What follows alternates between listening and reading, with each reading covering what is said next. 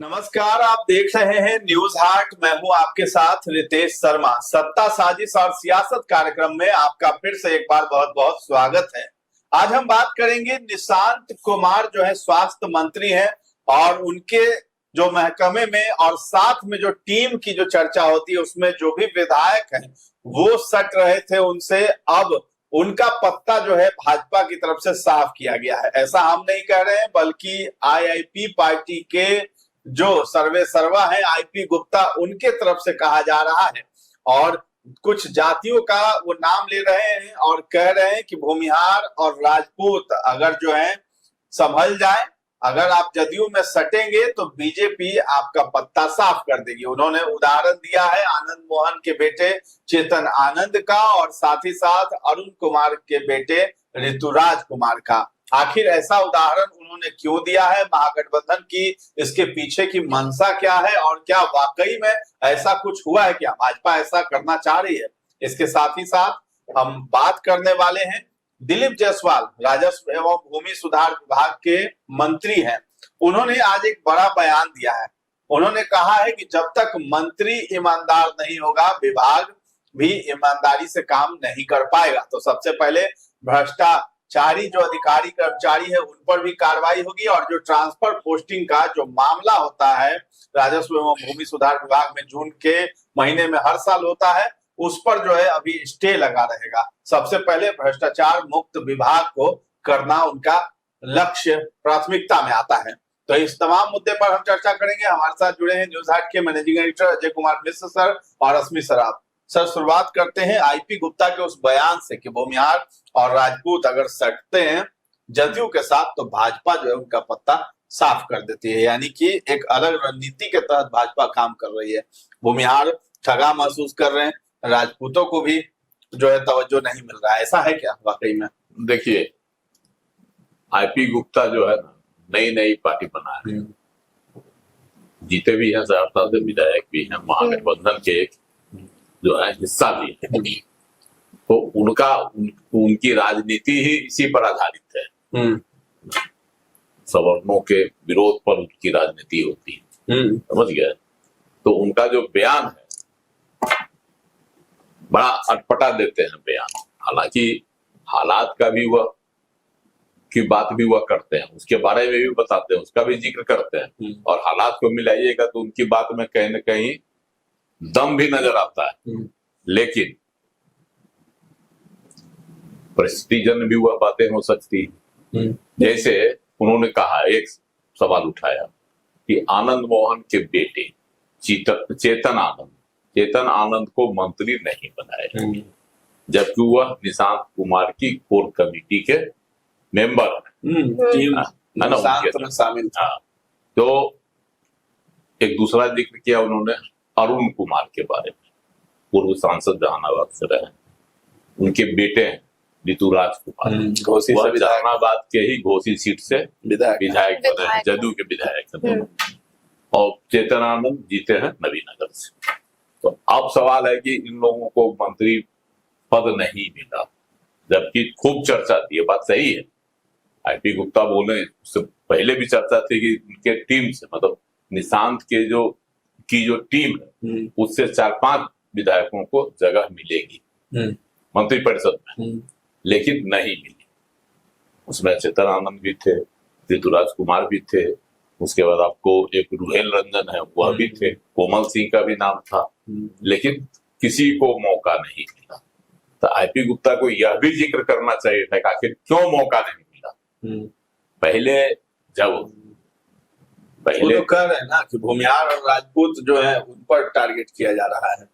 देखिए, भूमिहार राजपूत पर टारगेट, ऐसा तो उनका आरोप कहीं न कहीं से, तो देखिए आरोप लगा रहे हैं सही, ठीक है, उनके अपने, लेकिन आप जाइए मंत्री परिषद में देखिए कि कितने भूमिहार हैं, 2 भूमिहार है कि नहीं? भड़काने के लिए भी ऐसी बात कर रहे हैं। सम्राट की मंत्री परिषद में 2 भूमिहार है ना, कोटा बढ़ा उनका, भूमिहार ब्राह्मण सब है, और उसके बाद आपको राजपूत 4 है।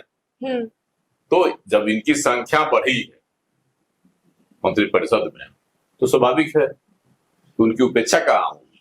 उदाहरण देते हैं वो विजय कुमार सिन्हा जी। विजय कुमार सिन्हा जी को भी तो मंत्रिपरिषद में जगह मिली है, वही तो कृषि मंत्री जैसा भारी भरकम विभाग मिला है मंत्री बनाया ही गया, है ना। तो उपेक्षा की का जो वह आरोप लगा रहे हैं और वह कहते हैं कि अब राजद के साथ आए, कर रहे हैं महागठबंधन के साथ आए, राजद के साथ आए सबल, तो उनको यहाँ तरजीह मिलेगी। लेकिन इधर एक तरफ जो है तेजस्वी यादव ने कुछ दिन कहा कि हमको जो है अपने पुराने जनाधार पर जाना होगा, MY पर, मतलब मुस्लिम यादव। हाँ। तो IP गुप्ता किस आधार पर ब्राह्मणों को उधर जोड़ने की, राजपूत और गुंजार को उधर जोड़ने की कोशिश कर रहे हैं। इनका बयान तो लग रहा है कहीं ना कहीं से कि एक तरह से इस समाज को भड़काने की कोशिश। हालांकि यह सही कि जब युवा तुर्क को जगह मिलनी चाहिए थी जदयू कोटे से मंत्रिपरिषद में, किसी युवा को नहीं मिला। जब नीतीश उनका यही कहना है ना कि जदयू के साथ तो गए, लेकिन निशांत का जो साथ दे रहे हैं ना विधायक, उनका पत्ता साफ कर रहे हैं, चाहे वो भूमिहार हो, राजपूत हो या कोई जात हो। अगर निशांत के साथ जाएंगे तो उनको साफ कर देंगे, उनको साइड कर दिया जा रहा है उनका। निशांत के साथ जाएंगे तो निशांत के साथ जो लोग हैं वो पार्टी के साथ है ना। लेकिन निशांत के जो खास मतलब साथ दे रहे हैं उन लोगों को साफ किया जा रहा है। मतलब उनका यही आरोप है कि भाजपा नहीं चाहती है कि निशांत जो है आगे बढ़े, उनका नाम ज्यादा प्रत्यक्ष तौर पर वो वही कहना चाहा कि निशांत को भाजपा नहीं चाहती है कि आगे बढ़े। इसीलिए जो है निशांत के जो साथी हैं, खास करके सवर्ण के कोटे से जो उनके हैं साथ रहने वाले, उनकी टीम में विधायक, उनको किनारे कर दिया, उनको तवज्जो नहीं दिया जा रहा। हाँ, उनको जो तवज्जो नहीं मिल रही, युवा आरोप नहीं मिली भी नहीं, यह भी देखने वाली बात है कि मिली भी नहीं। लेकिन जब नेता ही जो उस टीम का अगुवा है ना, निशांत कुमार ही मंत्री बन गए, इसीलिए टीम के सदस्यों का नाम जो है किनारे कर दिया गया होगा। और दूसरी बात उन्होंने कहा कि अरुण कुमार को और उनके बेटे ऋतुराज कुमार को शपथ ग्रहण समारोह में नहीं बुलाया गया। नहीं बुलाया गया तो इसके और कारण हो सकते हैं, है ना। जी सर। लेकिन उसी दिन से, जिस दिन से शपथ ग्रहण समारोह हुआ, उसी दिन से यह विवाद का मुद्दा बना हुआ है कि अरुण कुमार को और क्या कहता है उनके बेटे ऋतुराज कुमार को क्यों नहीं बुलाया गया। तो ये मुद्दा उसी दिन से हो सकता है कि जदयू की तरफ से नाम नहीं गया होगा। अब जो तस्वीरें दिखाई दी हैं उसी के आधार पर देखिए विपक्षी दल जो है तो आरोप लगाएगा ही नहीं। देखिए अब जब नहीं बुलाया गया बुलाने का तो ये होगा, कोटा मांगा गया होगा आपके यहाँ से कौन भी VIP में चाहे VIP में आने वाले उन लोगों के लिए मांगा गया होगा नाम, तो जिसका नाम पार्टी की ओर से गया होगा उन्हीं को न बुलाया जाएगा। इसी तरह से बुलाया गया होगा इसमें भी। जैसे IP गुप्ता खेल रहे हैं कार्ड राजद की ओर से, सवर्ण कार्ड भड़काने की कोशिश इसको कही जा सकती है। खेल रहे हैं, जबकि यह खबरें भी खूब आती थी कि जब सरकार बनेगी तो IP गुप्ता जो है जदयू में शामिल होकर सरकार में जाएंगे, बोल रहे थे ना। अभी भी उसी ताक में है कि अगर नीतीश कुमार जी अलग हुए और महागठबंधन के साथ जदयू की सरकार बनी तो हमको भी मौका मिलेगा। इसी फिराक में वो है IP गुप्ता। चलिए, दिलीप जायसवाल भी बहुत ज्यादा सख्त है, कह रहे हैं कि बड़ी बात कही है उन्होंने कि जब मंत्री जो है ईमानदार रहेगा तभी विभाग भी ईमानदार रहेगा। यानी अपने ऊपर भी उन्होंने ये बात बताई है कि मंत्री ईमानदारी से अगर काम करेगा तो विभाग में जितने भी अधिकारी कर्मचारी होंगे सभी लोग ईमानदार होंगे। और ट्रांसफर पोस्टिंग को लेकर के भी कहा है कि फिलहाल तो नहीं होगा जब तक कि भ्रष्टाचार को खत्म नहीं किया जाता है। देखिए, आज जो है वहां बैठक हुई थी, है ना, कृषि विभाग राजस्व एवं भूमि सुधार विभाग की समीक्षा बैठक मुख्यमंत्री सम्राट चौधरी के साथ हुई थी। उसमें जो है दिलीप कुमार जी भी गए, जो मंत्री हुई है, तो उसी में जो है दिलीप कुमार जी बाद में लोगों को बताया क्या वहाँ कार्यक्रम तय हुआ, क्या वहाँ निर्देश मिला मुख्यमंत्री जी का और क्या, है ना, इसके बारे में भी उन्होंने लोग बताया पत्रकारों से। तो उसी में उन्होंने एक बड़ी बात कही, ट्रांसफर पोस्टिंग राजस्व एवं भूमि सुधार विभाग शुरू से विवाद का विषय बना रहता है। एक बार तो मुख्यमंत्री नीतीश कुमार ने ट्रांसफर पोस्टिंग पर स्टे लगा दिया था, है ना। तो ये बातें हैं। आपको देखिए, ट्रांसफर पोस्टिंग की ये बातों का जो जब कोई जिक्र करता हुआ महागठबंधन के साथ जब सरकार बनी हुई थी और आलोक मेहता वही थे भूमि राजस्व मंत्री, तो उनके ही समय में ट्रांसफर पोस्टिंग पर स्टे लगा दिया था नीतीश कुमार ने। उससे पहले भी जब राम सूरत राय इस विभाग में थे, तब वो एनडीए में थे, तब भी एक जो है ट्रांसफर पोस्टिंग को लेकर विवाद उठा था, है ना। तो हमेशा से उठते रहा। तो इसी बात पर कह रहे हैं कि ट्रांसफर पोस्टिंग तभी होगा जब विभाग भ्रष्टाचार मुक्त होगा। एक बात उन्होंने बहुत बड़ी बात कह दी कि जब मंत्री है ना भ्रष्ट नहीं होगा तभी विभाग जो है भ्रष्टाचार मुक्त होगा। तो इसका मतलब है कि रहना पड़ेगा। ये इसका मतलब है कि राजस्व एवं भूमि सुधार विभाग भ्रष्ट मंत्री की भी बात अप्रत्यक्ष रूप से उन्होंने सीधा आरोप लगा दिया। तो इससे पहले वाले मंत्री की तो बात नहीं कर रहे होंगे। पहले वाले मंत्री की बात नाम उन्होंने नहीं लिया, लेकिन जब मंत्री ईमानदार होंगे तभी भ्रष्टाचार नहीं होगा। किसी एक पर्टिकुलर जब तक मुक्त नहीं होगा तब तक कोई काम नहीं होगा, कोई ट्रांसफर पोस्टिंग ये सब नहीं होगा। यह सब बात जब उन्होंने कहा, इससे तो बहुत बड़ी बात उन्होंने कह दिया कि अभी तक इस विभाग के मंत्री क्या थे। तो सवाल है ना, वो बनता है, उनसे पूछेगा नहीं कभी तक जो मंत्री रहे थे इस विभाग के, वो क्या, उनको आप क्या कहना चाहते हैं। ये सवाल तो बन रहा है उनके अपने ही जवाब में।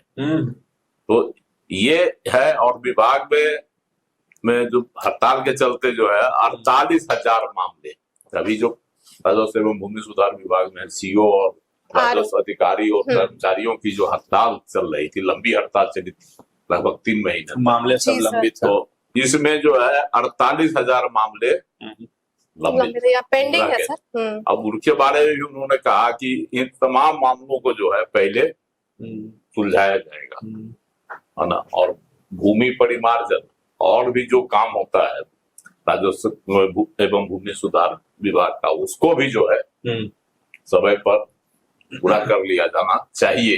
निर्देश उन्होंने दिया, टास्क है उनका।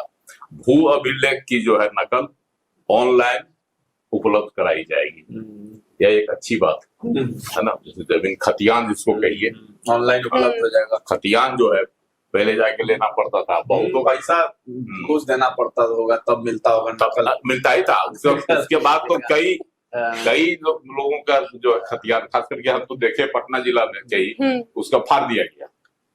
जैसे अपने पास में नहीं देता है जमीन वाला फर्जी करने के लिए, किसी आपसे बेच दिया और कहेगा कि नहीं मेरे पास जो है खतियान नहीं। उसके बाद आप जाइएगा भूमि एवं राजस्व विभाग में, वहां जाइएगा, वहां कहिएगा आपको खतियान चाहिए, तो वहां जो है कि खतियान जो रजिस्टर में रहता है वहां रखा हुआ वो फाड़ा हुआ रहता है, फाड़ दिया जाता है आधा, तो आपको मिलेगा नहीं। तो इस तरह की बहुत घटनाएं जो है बिहार में कई जगह ऑनलाइन जो है सब कुछ डिजिटल रूप से उपलब्ध हो जाएगा पूरा डाटा, तब तो कोई डाउनलोड। इससे क्या होता है कि जो बोल दिया आप उसी को मानेंगे, नहीं मेरा रसीद कटा हुआ, रसीद के आधार पर आपको रजिस्ट्री कराना है। कल को कोई अगर झमेला खड़ा होता था, यही सब मामला ने भी बात था जो मुख्यमंत्री सम्राट चौधरी ने आज भी कहा इस मामले पर कि सबसे अधिक जो है मामला जो है भूमि एवं राजस्व सुधार विभाग में है, जिसके कारण ज्यादा आपराधिक घटनाएं होती है, यही सब वजह। तो इसलिए जो है मंत्री ने कहा कि नहीं, अब जो है भू अभिलेख जो भी है वो ऑनलाइन होगा, ऑनलाइन होने से सुविधा होगी। जी सर। पिछली सरकार ने भी जो दाखिल खारिज, रसीद कटवाना, न्यूनतम जमीन का लगान देने वाला, वो सब भी ऑनलाइन कर दिया गया था और काम बड़ा सुचारू ढंग से हो रहा था। लेकिन बीच में जब हड़ताल हो गई उसके बाद से ही काम पेंडिंग हो गया। ऐसा नहीं है कि विजय कुमार सिन्हा जब मंत्री थे इस विभाग के, बहुत पटरी पर काम चल रहा, तो ऑनलाइन की गई ये सब व्यवस्था, तो उसका बड़ा अच्छा नतीजा आ रहा था लोगों के बीच। हड़ताल ने सब काम बिगाड़ दिया। हड़ताल के वजह से जो है सारा काम बिगड़ा। और कई निर्देश जो है मुख्यमंत्री ने दिया है कि जमीन मापी में देरी होने से लोगों के बीच विवाद, मारपीट और अपराध की संभावनाएं बढ़ जाती है। इसलिए विशेष अभियान चलाकर है ना समय पर मापी का काम पूरा किया जाए। इसके अलावा हड़ताल के चलते परिमार्जन के लाखों आवेदन भी लंबित हैं। ये जो भूमि सर्वेक्षण का काम चल रहा था वो पूरा हो गया क्या? नहीं, उसको वो भी लंबित है अभी। वो भी लंबित है। हाँ, उसको भी पूरा करने का निर्देश उन्होंने दिया है। ऑनलाइन सारे 30 जून तक की समय सीमा भी उन्होंने निर्धारित कर दी कि 30 जून तक इस सारा काम जो है ना उसको निपटा लेना। हाँ, इस अवधि के भीतर काम पूरा करने के निर्देश दिए गए हैं। उन्होंने यह भी कहा कि करीब 6,60,000 जमाबंदी के मामले भी अभी तक लंबित है। बताइए इतनी जमाबंदी, वही ना ओवर रसीद जो कटता है लगान वाला, वो भी लंबित है। 6,60,000 इन तमाम मामलों को भी हुआ उन्होंने जो है मंत्री दिलीप जायसवाल ने कहा समय पर पूरा कर लीजिए 30 जून। हाँ, फिर से चलिए, दिलीप जायसवाल अब बड़ा ऐलान कर चुके हैं कि ईमानदार जब मंत्री रहेगा विभाग में तभी विभाग में ईमानदारी से काम करेगा। बड़ी बात कही है, देखना है कि किस तरीके से भ्रष्टाचार मुक्त हो पाता है राजस्व एवं भूमि सुधार विभाग या नहीं होता है। और अप्रत्यक्ष रूप से उन्होंने ये भी बात कह दी कि पहले वाले मंत्री जो हैं उन्होंने अच्छे से काम नहीं किया होगा, इस वजह से भी भ्रष्टाचार अभी तक इस विभाग में व्याप्त है। अब देखना है कि किस तरीके से भ्रष्टाचार को खत्म करते हैं दिलीप जायसवाल। इसके साथ ही साथ निशांत कुमार के साथ जो भी साथ हैं, सट रहे हैं, क्या बीजेपी उनको साफ कर रही है? उदाहरण दिया आईपी गुप्ता ने 2 नामों का, 2 जातियों को भी सूचित किया कि भूमिहार और राजपूत संभल जाएं। देखना है कि किस तरह की राजनीति कर रहे हैं आईपी गुप्ता, और अब इस पर जो है और भी मंत्री या फिर जिनका नाम लिया उनकी क्या प्रतिक्रिया इस पर आती है, वो भी देखने वाली बात होगी। तो फिलहाल इस चर्चा को हम लोग यहीं पर विराम देते हैं। कैसा लगा ये कार्यक्रम हमें कमेंट सेक्शन में जाकर के जरूर बताइएगा, और हमारे चैनल को अभी तक आपने सब्सक्राइब नहीं किया है तो जरूर कर दें। धन्यवाद।